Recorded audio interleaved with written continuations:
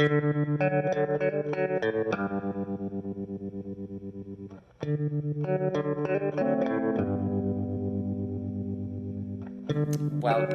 to the Lisa D show. You know, I was noticing, because I'm noticing a lot since it's shelter in and I have a lot of time on my hands, as do you. We have a lot of times. Hi, Liz. I'm using the same platform to tell stories about Evanston Creatives as Michelle Obama does to talk about whatever it is she needs to talk about. It's pretty weird to open up the IGTV app on my phone and see, like, I don't know, Michelle Obama, Oprah Winfrey, all these amazing people who are just out there connecting and sharing. And I am so grateful for this platform. I'm incredibly grateful for all of you. And the Scarfles is here. I know. It's an accessory that I oftentimes utilize in spring. It's a little, it's a little strange, but I'm gonna get you guys used to it. We're gonna grow together into my scarf collection. Again, I think I described earlier today that this is Amy Amoroso's here. Hi, Amy. This is a folded up map of California from a vintage store. I think Secret Treasures down on Dempster. And the way that I folded it, totally accidental. These are like Hollywood San Bernardino, and then this is Death Valley, which I just think is so awesome. Hi, Kate Roth photo. Nice to see you. Liz, Tiago, everybody's in the house. Thank you for joining, letting the room fill up, letting everybody just get used to the shot here. We're still sitting in front of our week-long Dave Ford Art Extravaganza. We're super grateful for all the artists who have been willing to be on this show. This is show number 15. We've done it. I'm pumped. We have done 3 solid weeks in partnership with Evanston Made, Liz Kramer, Tiago Vello. We've done 3 solid weeks of a weekday show connecting creatives to the public. And that's what we're here to do. We are just here to spread art, not Rona, love, happiness, joy, positivity, creativity. We also want to be a little bit nosy and find out how the creatives who live and work among us are continuing to participate in art making during these shelter-in times. So we want to know, how are people building out studios if they can't go to their studios? Where are people making? Where are people getting art supplies? The artist we are talking today, and I've already warned her that I have like 32,000 questions for her because she's seemingly so good at what she does. Really, she is highly prolific. Hey, Vanessa. Hey, Ben. Hey, Ultra for everyone. Sheila Arora is today's guest, is incredibly prolific. She is what seems to be like a master at sharing her work, from the early process to stages to the materials that she's using. She seems to be technologically savvier than the average user, which I kind of feel is really crucial right now when so much of the sharing in the world and the producing is going to digital. So today, not only do I want to jump into Sheila's current art making situation, I also want to pick her brain about how it is that she manages to share so authentically and share so well. So Sheila, I know you're on. I'm going to ask you to wave one more time to me just to double verify. There you are. Sheila, you have so many fans. Oh my gosh. And that's the other thing.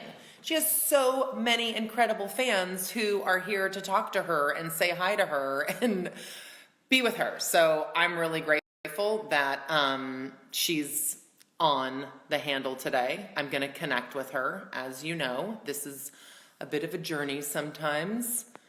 What we want to do, hey, Sheila, go live with Sheila. Look professional, Lisa. Wear a scarf. We're waiting to connect.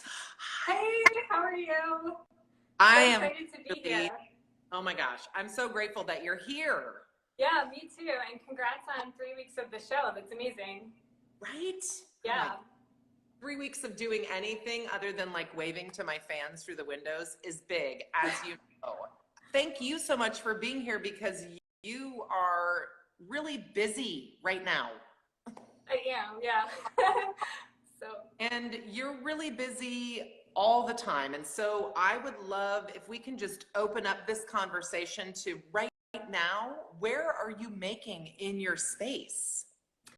Yeah, so, and I want to say thank you to all my fans who have joined. I see all the names coming through. So, hey guys, I'm so excited for you guys to be here. And if you have questions too, like, make sure to add them in the comments to add to our conversation. So yeah, right now I'm just painting at home on my kitchen table. So it's nothing too glamorous. It's a small apartment, a small space. So what I've been working on are these small works on paper. So I thought I'd share about that today. They're 9 by 12 inch on paper, and this is actually the first one that I did. And what I love about this series is that I've kind of gone through different phases of color palettes as I've worked through this series, and I was just counting them up. So since we started the shelter in place about 3 weeks ago, I think I've done about 20 pieces. So I've been doing like about one a night. And then I also recently started my sketchbook back up again, which has been kind of fun. So I thought I'd kind of talk about these paintings and show you some of the ones that I've worked on, if that works. Absolutely, that'll work. Those are beautiful colors indeed. These are smaller than you normally work. You normally work a little bit bigger? Yeah, so I actually just rented a studio space at Noise, which is a cultural center in Evanston, which you told me about. So I'm sharing a studio space with 2 other people, so thank you for that. I did one large piece and then everything shut down. So it was kind of unfortunate, but I'm excited to get back to that. I'd like to do large works on paper at the studio, but for now I've been doing these smaller pieces, which I'm kind of just sharing here. So I started out doing a bunch of like brighter colors. Then I noticed that I moved to these more like neutral palettes, these whiter, lighter pieces, which I was really digging. I like some of the white pieces, like they've got a lot of layering, a lot of like textures and shapes in them. This is a really fun piece. You can see it's got all these different lines and dots. I'm a mark maker, so I love using marks in my paintings. And this is a really fun neutral piece too. Oh, beautiful. So then what I found really interesting, and I think it's probably just a combination of people that I'm following on Instagram or just like the time in general, because as an intuitive painter, I think you're influenced by your surroundings, what's going on. So I noticed that I've moved into these very dark and moody color palettes, which I am like absolutely loving. So this is one of them. Fun. And then this one here. And they've got like this, like these little bright spots of pink in them or different shapes. So I think they're really fun. I did like a bunch of these, and I'm actually interested to try these on a larger scale. I think that would be pretty cool. So here's some more of these. And I've been posting these on my feed, so hopefully people have been following them and seeing these. I'm an intuitive painter, so I just sort of paint as I go. So I'm not really thinking about the final piece when I start. I'm just sort of putting down colors and editing the piece, to your point, as I go, sort of finding the painting along the way. So the painting could shift dramatically as I'm painting it. Sometimes I'll just paint over the whole piece if I'm not happy with it. Yeah, nice. So just have you like covered entire pieces with white and almost started over? I have, and this is a really funny story. I was at a painting workshop once, and we were doing this piece where it was 2 of us working on a painting together. And so I was working with someone else, and then all of a sudden I just covered the whole painting with white, and she nearly freaked out. And someone was videotaping us, and I think she nearly panicked too. But I was like, oh, no big deal. We could always just keep going. So I'm a pretty like, I guess you would call it, I'm a risk taker when I paint. Like I'll just go for anything and everything. And I'm not afraid to paint over a piece or mess up the painting. So I'll just go for it. I like bold paintings. In your videos also, you do these fantastically engaging. So like, yeah, a piece like that, will you make a video of you doing the entire piece and then explain the process? Or will you not share these on video until you're all the way done with a piece? Where do you jump in? Yeah, so what I've been doing for like for different pieces and videos, because I've just been experimenting myself with how to do it. I'll just set up the camera and videotape the painting as I go, and then I'll just edit down to different sections and then post that. So you can see kind of my painting process and how I'm doing it. So I just like videotape myself as I'm painting it. Yeah. Okay, so it just depends. You don't like save it, because there's a lot of artists who are like, I'm not sharing until I'm way done. You don't do that. Yeah, so like these paintings, I'll do one in an evening, so a couple hours. Like it's not a very long painting process for me. And what materials are you using to make this series? Yeah, so this series, this is just paper. So I'm using Bristol paper. I believe it's 100-pound Bristol paper. You can use watercolor paper too. I sort of recently just switched to the Bristol paper and I like it. I'll coat it with gesso to start with, and then I'll just start painting right on top of that. And you can see like all the layers on here. And I use acrylics when I paint, so I'll use just a variety of different types of acrylic paint. So some soft body paints, heavy body, which is a little thicker. Recently, I've started using some acrylic inks, and you'll notice too, I'm a mark maker. So like you can see here, I use the Neocolor crayons, which I like to make some of the marks. Some of these are also paint marker or paint pen, acrylic paint pen. So you can see that as well. And then like some pencil etched in. So anything I can grab my hands on is what I'll use. Ines is asking if you just said that you make a piece within a night. Do you work concurrently on several pieces, or do you only start and finish one?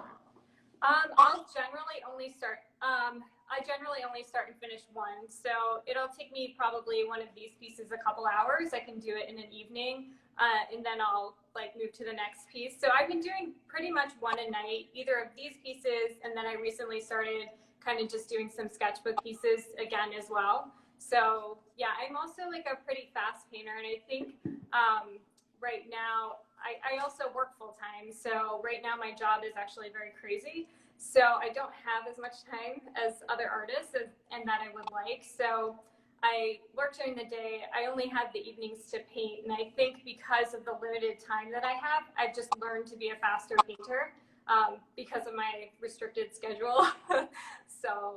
So you're making all types of concessions. You're working on smaller paper. Mm-hmm. You're working, you referenced earlier, inside your kitchen.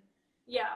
You're still working a day job, so you are only painting at night. When do you find time to share? Because this is another thing that I love about following you on Instagram is I feel like you're really good at, I finished this, these were my trials and tribulations of this piece. Like when do you find time to share your work? Yeah, so I tried it. So I think there's a couple of pieces. So one, there's like my regular full-time job.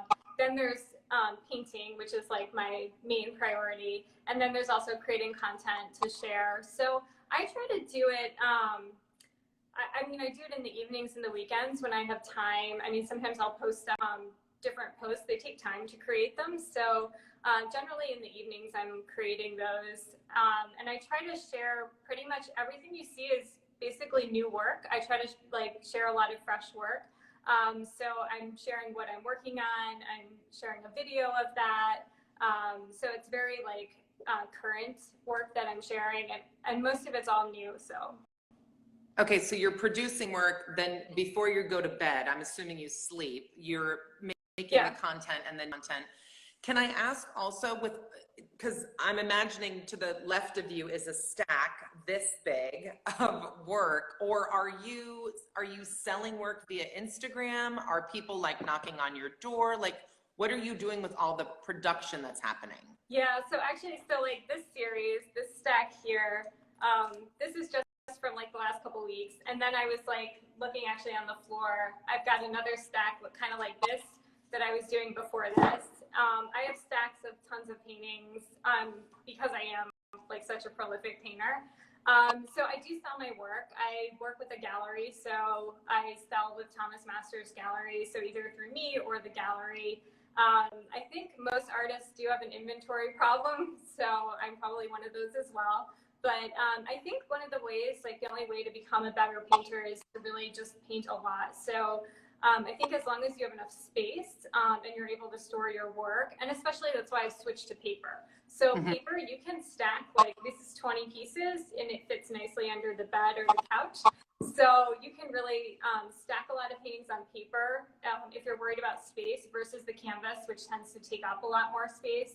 So for me, I think it's more about like painting, and obviously selling is very nice and always fun, but I don't ever want to stop painting for fear of like not selling or running out of space. Right, and that's been a priority of yours in terms of production. So you've got yourself a studio, you've got a home studio in the interim. You've been really flexible about the space you can make in. You mentioned that you were an intuitive painter. Where are you getting your inspiration right now as you're like inside of your kitchen? Yeah, so I think that's why my pieces have really switched to these darker palettes. I think it's a combination. I started following this one interior designer I love, Nora Schneider, and she uses like really dark and bold pieces.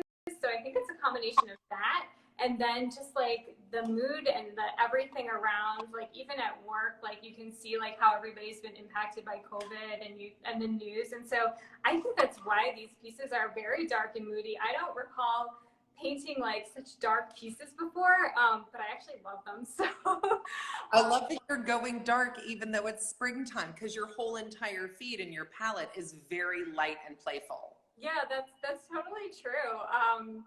Yeah, and I mean, there are some of those like lighter pieces like this one, which I think is really fun and that I love, and it's got those nice bright pops of color. Like this totally reminds me of spring outside in the park. But yeah, so, and then I do go outside like for walks. We're in Evanston and we still have the lake, so I am going outside. I think this weekend's supposed to be nice, so I do get my inspiration from the outdoors. But yeah, I think you can see like how just the environment sort of like impacts your painting, being an intuitive painter and really feeling your way through the piece. So yeah, I'm kind of excited, like even throughout this this whole like stay-at-home measure, to have in this series like explored all these different types of color palettes throughout it. And I'm excited that you're so open to all the layers of mark making, and you're open to different colors, you're open to different sizes. Is there anything about your practice that you've learned in this shelter in time? I mean, granted, you have learned how productive and awesome you are, obviously, but like, is there anything about your color choice and your materials that has sort of become a reveal since the last 6 weeks inside?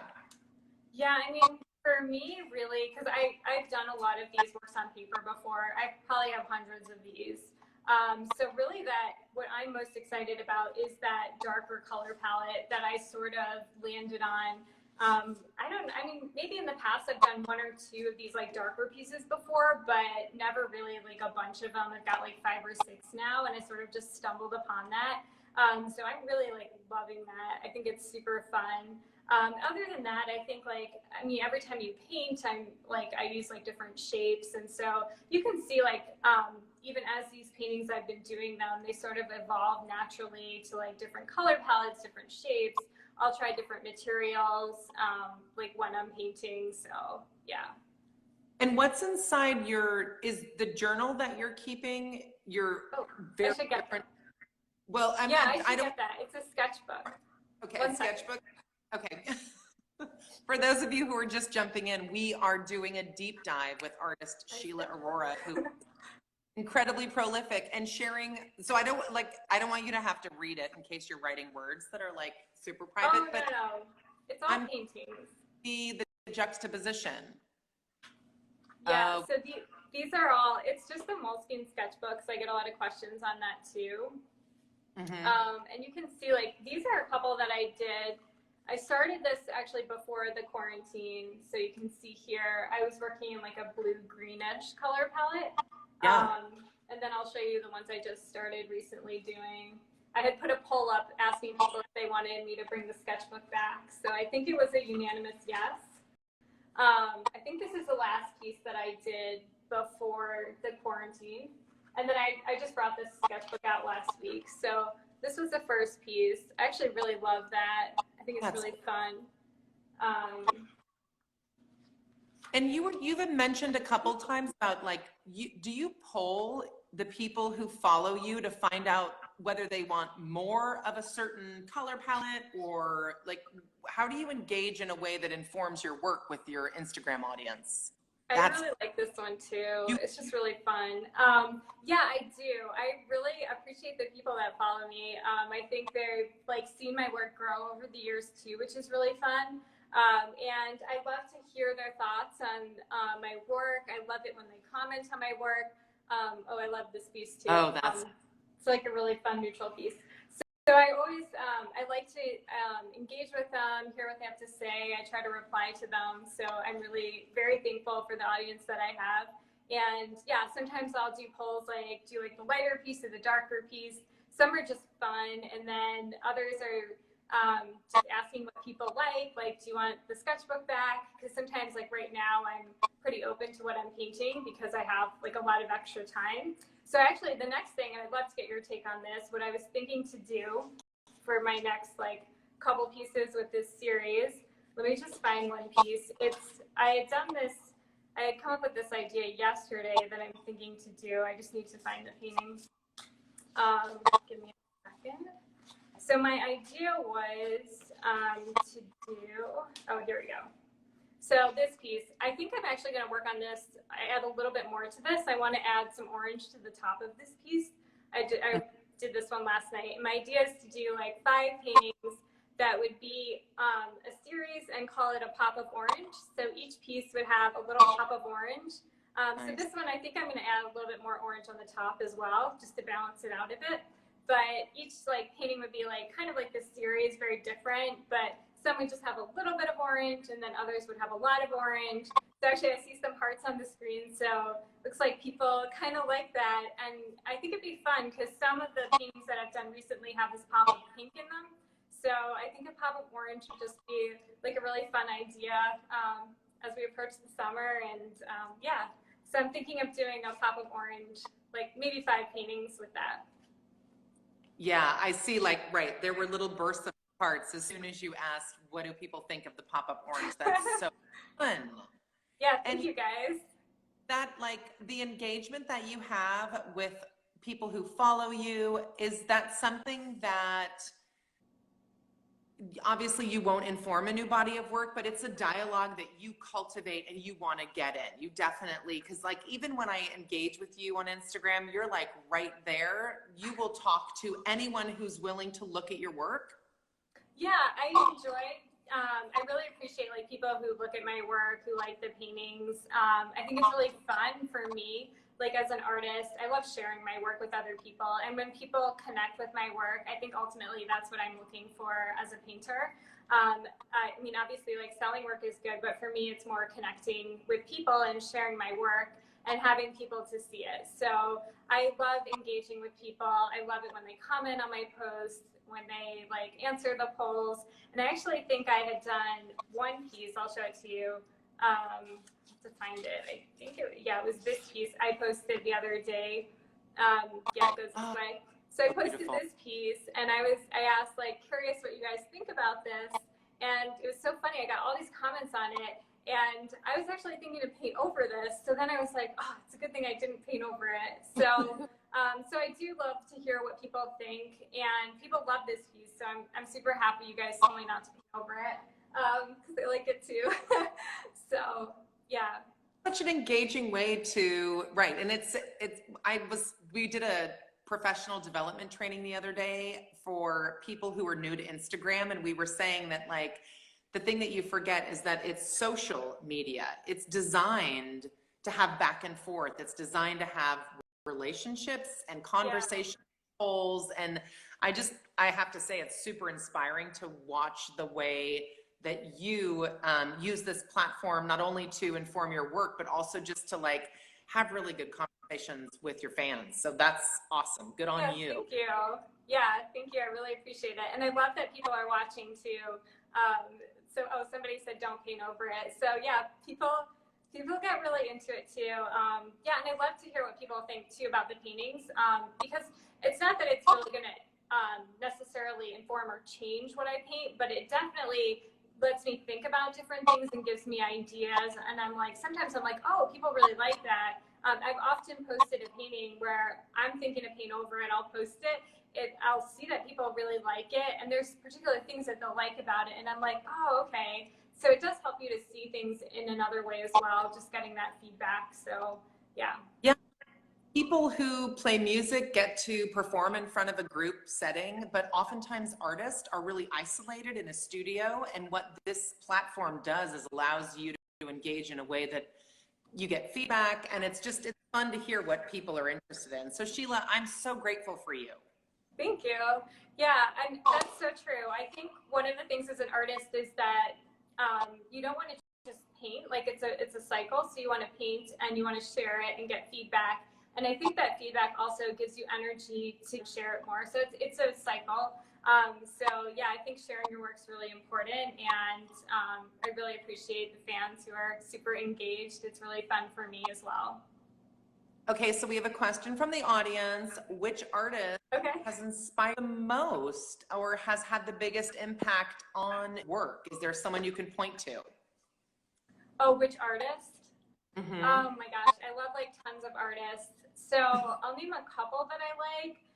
So one is Ardith Goodwin. I've worked with her before. She's an intuitive painter as well. She uses a lot of colors and mark making, so I love her work. I love Teal Duncan. I think she's just an amazing painter. She's just got a beautiful sense of color and color palettes. I like Flora Boley. I think she's got such a unique style. She's also an intuitive painter. When I first started doing abstract painting, I really loved her work as well. She does a lot of like flowers and floral things. Yeah, there's a bunch of artists that I love. So yeah, and I love seeing their work pop up in my feed. Nice. Awesome. Thank you, Sheila. I'm so glad we got to talk to you today. Yeah, same here. Thank you for having me. This is really fun. I really appreciate it.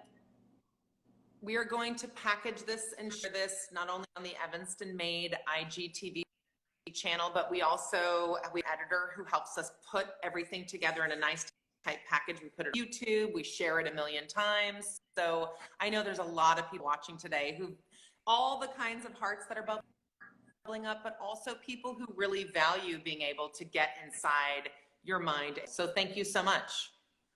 Yeah, thank you. I really appreciate it. Thanks, Lisa. Hey, cool. Wow. Thank you, everybody, tuning in today to a live stream. That is what this show is designed to do, to connect you with the creatives living and or working in Evanston. And as Sheila said, she's jumping into a studio at the Noise Cultural Center. I have a feeling you're going to love the two painters that she's painting with, who she's painting with. So next week, we have a very exciting lineup. We're going back into the studio with fiber artist Brianna Bibbs. We're going to jump into a great conversation with Joey Garfield, even though he's like, I don't know if I have time for you. Yes, you do, Joey. You have time for us. Wednesday, we're going to talk to Mayor Steve Haggerty about when we are going to open this business back up, because I don't know how long I can do this for. Just kidding. And then we're also going to jump into the studio with Ellie Hazlett. So I am so excited for all of you to help us get to episode number 15, week number 3. We've been sheltering for a long time, and I'm super proud of all of you for just really focusing on the positive, FOTP, accepting my scarf. Thank you so much for being here today, and have yourself a great dinner. If you're on the Central Time zone and you're about to eat, have yourself a great weekend. It's going to be warm tomorrow, and I'll see you Monday at 6 o'clock. And if you missed today, jump on to Evanston_Made IGTV and or YouTube, The Lisa D Show. Okay, bye everybody. Death Valley. Have a great weekend.